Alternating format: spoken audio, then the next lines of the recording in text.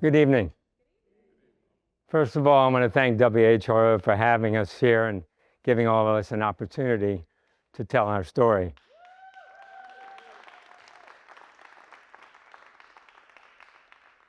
This has been so much fun. It really has. I was in law school many years ago, and I know it was many years ago because everyone I meet says, "Are you retired?"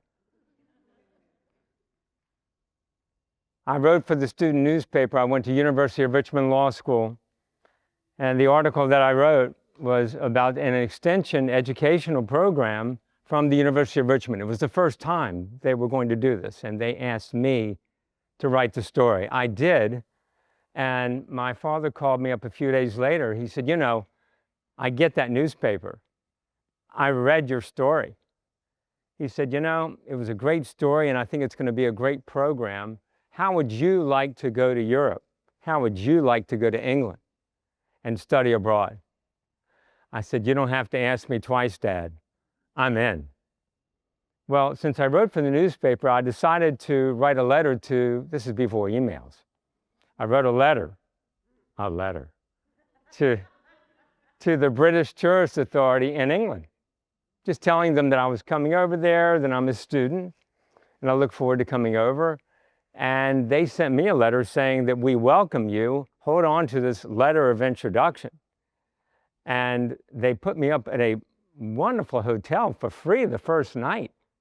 Well, I'm flying over on British Airways, and sure enough, I'm thinking, we talk about belonging, and that's one of the themes here.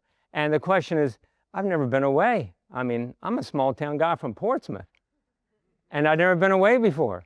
And now I'm on a plane by myself. Am I going to fit in? What's the culture like? Are they going to accept me? I don't know. There was a lot of trepidation, but I was excited. Well, sure enough, landed, and I stayed at this wonderful hotel called the Duke's Hotel. And it was a very charming hotel. Really enjoyed it. And I was exhausted. So I went into the pub, which was connected to the main lobby. Sat down. What did I have? A Coca-Cola. I'm drinking a Coke. Well, I'm hearing two what appear to be sophisticated people next to me. We were the only three people in the bar, and he was arguing with his wife. And at one point he said, "You're daft." And I laughed. It was just a small laugh, kind of laughing to myself, but evidently my laugh to myself was overheard by them. At which point he turns to me and he said, "Excuse me, what are you laughing at?" And I said, well, I'm not laughing at anything, but I found that when you use the word daft, I thought that was funny. He said, well, now you've upset both of us. And I said, oh, man, that's great. I just got here. I've upset the first two people I met. I said, well, what is it that I've done that bothers you? He says, well, you're sitting so far away from us. It was 3 feet. He said, get your chair, bring your chair over here, and talk with us. We'd like to get to know you. And I said, oh, it's a pleasure. Well, it was a wonderful time, wonderful conversation. At the end of the conversation, he said to me, we've enjoyed the conversation with you. And I said, and I have enjoyed the conversation with you. He said, what are you doing next weekend? I said, I don't know what I'm doing tomorrow, except, starting this program. He says, well, I know what you're doing. You're coming to our estate. It's a few miles out of London, and I want you to come to our granddaughter's christening. What? Oh, okay, I can do that. Sure thing. So I took a train into London, and I was able to get a ride to this estate. And it was one of those things of fairy tales. You read about an estate, an English estate, and I'm on it. And I'm talking to these people that, like royalty. And I'm thinking, I'm from Portsmouth. What am I doing here? But I made it through. And at the end of the evening, he comes over to me and he said, did you enjoy yourself? I said, immensely. He said, let me ask you, he said, is there anything you'd like to do? I mean, if you had anything to do while you're here, and I'm sure you've done your homework, what are the two things, what are the two wishes that you would have? I said, well, there's only one wish that I have. I said, I'm a tennis player, and I would love to go to Wimbledon because I think that Jimmy Connors, now I'm really dating myself, right? Who was #1 in the world, I said, I know it won't come true, but I would love to go see Jimmy Connors play at Wimbledon. That would be the most exciting thing in the world for me. And he said, your wish is granted. And I'm thinking, what am I, in a Disney movie? What am I, Cinderella? You know, my wish is granted. What is that all about? And so he said, you'll have the 6th row. We're going out of town, but we have an extra ticket. And he said, just mention your name, go to the box office, and that's all you've got to do. I said, oh, yeah, thank you so much. This is so nice of you. And so sure enough, I go to the box office, mention my name, 6th row. Who am I sitting behind? Elton John. Elton John. Okay? I'm thinking, what? I'm sitting behind Elton John. He turns around and and again, hi, how are you? Welcome.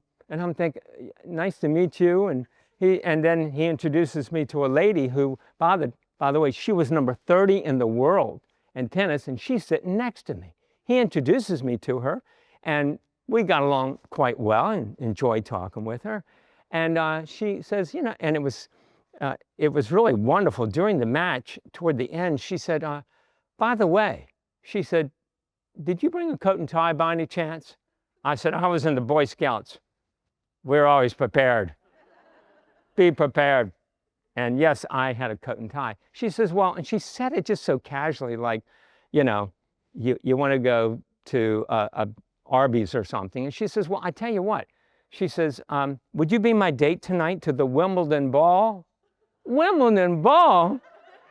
Wimbledon ball? Are you kidding me? I said, this is getting better and better. Yeah, I can do that. She says, well, we will be picking you up in a limousine at 7 o'clock. And I'm thinking, is the next thing I'm going to turn into a pumpkin at 12? What's going on here? And she said, yeah. I said, you said we. Who's we? She says, well, my best friend is Chrissy Everett. Oh my God. And Chrissy Everett was #1 in the world. She had just won. And we're watching Jimmy Connors become #1 in the world as well. And they were engaged. I knew about this fairy tale romance. I read those magazines. I think it might have been People. I'm not sure. But anyway, so I said, and they will be in the limousine. I didn't want you to, be shocked when you got in the limousine and saw Jimmy Connors and Chrissy. I said, well, I'm already shocked. And I'm going to be shocked no matter what you say. Are you kidding me? And sure enough, they picked me up at the hotel. I get in the limousine, and who's sitting across from us facing it? Jimmy Connors and Chrissy Everett. He had just won. And now I'm in the limousine with them? What the heck? Went to the Wimbledon ball, and I'm telling you, it was a wonderful, wonderful experience. So I say to you that when we have these experiences, my thought is, who knew?